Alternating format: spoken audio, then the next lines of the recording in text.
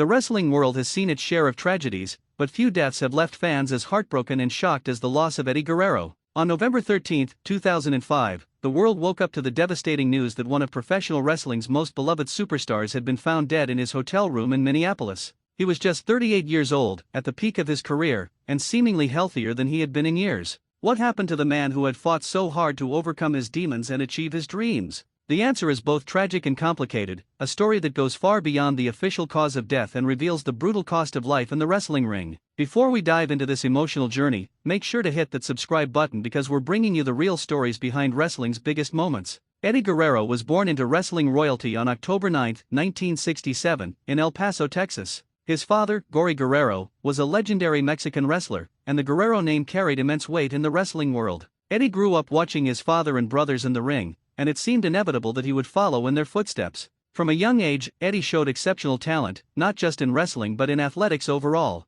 He was a natural performer with charisma that couldn't be taught, and by his teenage years, he was already training seriously to become a professional wrestler. Eddie's early career took him to Mexico, where he wrestled under a mask as Black Tiger in Japan and later as part of various promotions in Mexico. His technical skill was extraordinary, and he quickly gained a reputation as one of the most gifted wrestlers of his generation. He could fly through the air with the grace of a cruiserweight, but he also had the technical prowess to out-wrestle anyone on the mat. His matches in Mexico and Japan during the late 1980s and early 1990s established him as a serious talent, someone who understood the art of wrestling at a level few could match. In 1995, Eddie joined Extreme Championship Wrestling, where American audiences got their first real taste of what he could do. ECW was known for its hardcore style and passionate fanbase, and Eddie fit right in despite being more of a technical wrestler than a brawler. His feud with Dean Malenko was critically acclaimed, showcasing matches that were pure wrestling artistry. But ECW was just a stepping stone. Eddie had his sights set on World Championship Wrestling, and in 1996, he made the jump to the bigger stage. WCW gave Eddie a platform to shine on national television. He became a founding member of the Latino World Order, a faction that parroted the popular New World Order group. While the storyline had its critics, Eddie's in-ring work was undeniable. He captured the WCW Cruiserweight Championship and the United States Championship, proving he could hang with the best in the company. His matches during this period were consistently excellent, and he developed a loyal following among hardcore wrestling fans who appreciated his technical brilliance and high-flying style. But behind the scenes, Eddie was struggling. The grueling schedule of a WCW wrestler, combined with the pressure to perform and the physical toll of the business, led him down a dark path. Eddie began using drugs and alcohol to cope with the pain and stress. What started as recreational use quickly spiraled into addiction. Pain pills, alcohol, and eventually harder drugs became part of his daily routine. His personal life suffered tremendously. His marriage was falling apart, and his relationships with his family became strained. The addiction controlled him, and despite his success in the ring, Eddie was losing the battle outside of it. In 2000, Eddie's life hit rock bottom. He was arrested for driving under the influence, and WCW fired him shortly after. This was his wake-up call, though it didn't feel like salvation at the time. Eddie was devastated, embarrassed, and at his lowest point. He had lost his job, his marriage was over, and he was barely hanging on. But sometimes the darkest moments lead to the greatest transformations. Eddie made the decision to get clean and rebuild his life. He entered rehabilitation and committed himself to sobriety. It wasn't easy, and there were days when giving up seemed like the only option, but Eddie had something many addicts lose: hope. Getting sober was just the first step. Eddie also had to repair his reputation in the wrestling business. He started working independent shows, proving to everyone, including himself, that he still had what it took to be a top-tier performer. His work ethic was incredible, and word began to spread that Eddie Guerrero was back and better than ever. In 2000, he signed with the World Wrestling Federation, which would soon become World Wrestling Entertainment. This was his chance at redemption, and he wasn't going to waste it.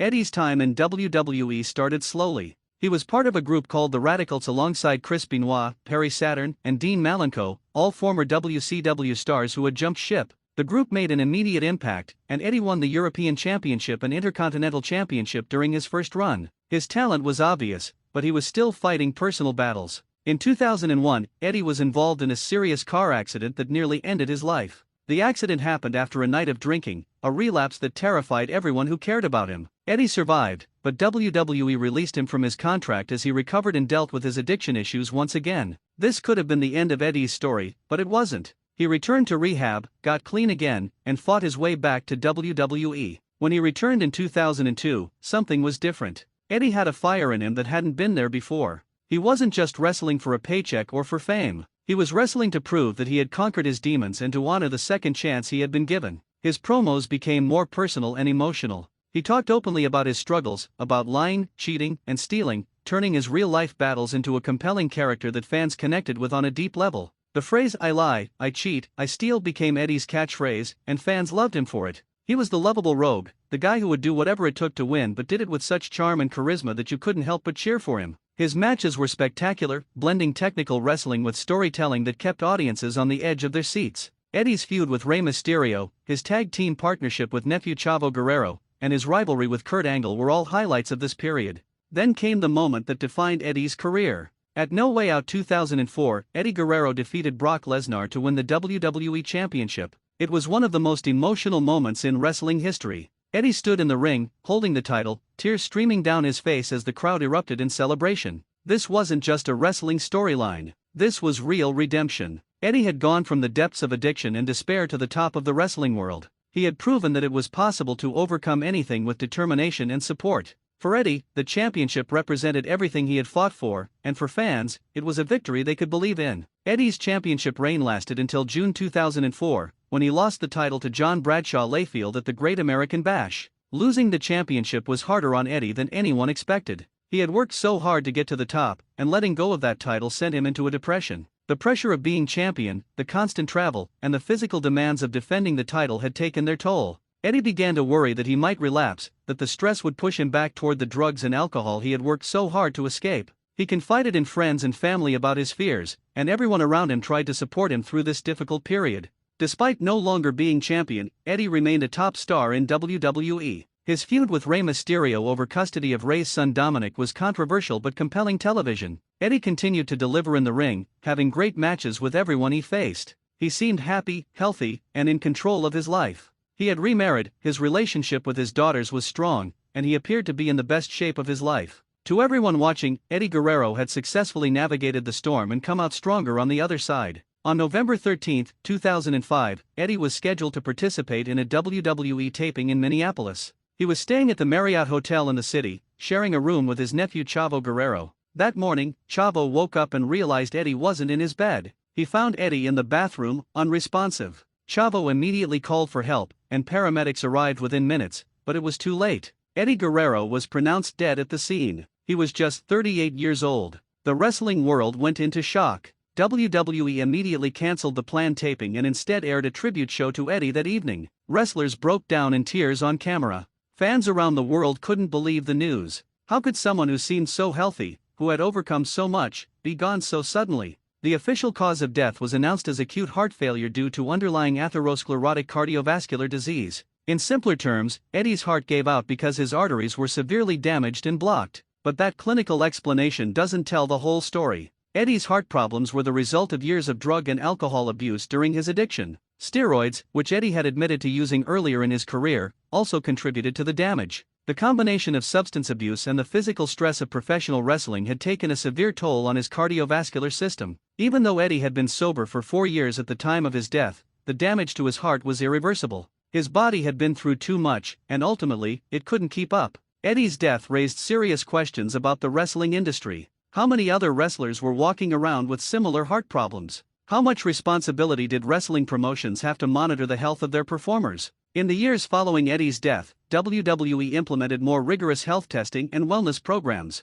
The company began requiring regular cardiovascular screenings for all talent, hoping to prevent another tragedy like Eddie's. These changes came too late for Eddie, but his death became a catalyst for important reforms in the industry. The autopsy revealed that Eddie's heart was significantly enlarged, a condition known as cardiomegaly. This enlargement is often associated with long-term steroid use and substance abuse. The walls of his heart were thickened, and his coronary arteries showed significant atherosclerosis, meaning they were clogged with plaque. These conditions made Eddie a ticking time bomb. The stress of a wrestling match, the physical exertion, or even just the stress of daily life could have triggered the heart failure that killed him. It's remarkable that Eddie lived as long as he did with his heart in such poor condition, and it's a testament to his strength that he was able to perform at such a high level despite his health issues. Eddie's funeral was held in Scottsdale, Arizona, and was attended by hundreds of people from the wrestling industry and beyond.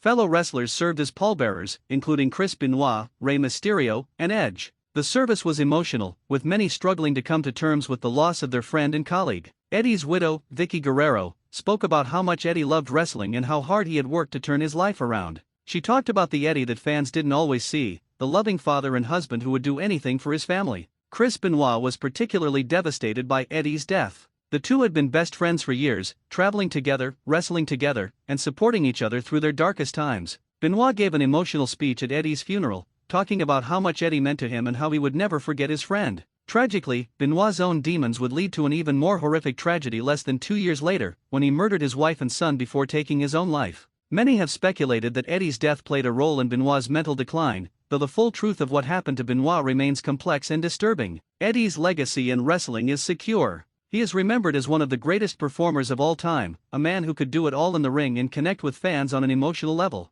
His matches are still studied by aspiring wrestlers, and his promos are still quoted by fans. The phrase "Viva la Raza" became synonymous with Eddie, and it's still chanted at wrestling shows today. WWE inducted Eddie into the Hall of Fame in 2006, with his widow Vicky and his daughters accepting the honor on his behalf. It was a bittersweet moment, celebrating an incredible career while mourning a life cut far too short. What makes Eddie's story so tragic is that he had done everything right. He got clean, he worked hard, he rebuilt his relationships, and he achieved his dreams. He proved that redemption was possible, that you could overcome addiction and personal demons. But the damage from his past caught up with him anyway. His body couldn't recover from the years of abuse, no matter how hard he tried to take care of himself in his final years. It's a sobering reminder that addiction has consequences that last long after sobriety begins, and that the choices we make in our darkest moments can follow us forever. Eddie's daughters have kept his memory alive in various ways. His daughter Shaul pursued a career in wrestling for a time, and all of his daughters have spoken publicly about their father's impact on their lives.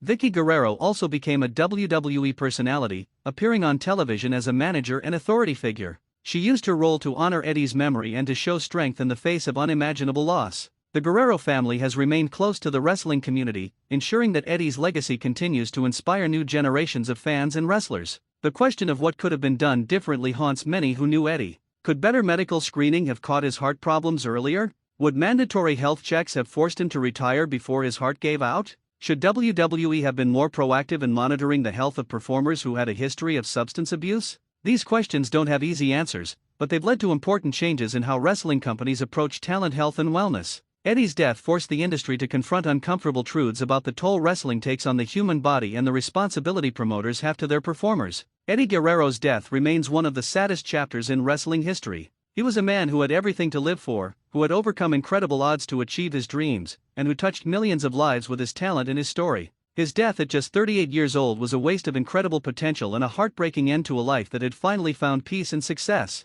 Wrestling fans around the world still mourn Eddie, still celebrate his matches, and still remember the joy he brought to their lives. His story is one of triumph and tragedy, of redemption and loss, and it serves as a powerful reminder of both the heights humans can reach and the cruel reality that sometimes, no matter how hard we fight, the past catches up with us anyway. Thank you for watching this tribute to one of wrestling's greatest stars, and don't forget to subscribe for more deep dives into the stories that shaped professional wrestling.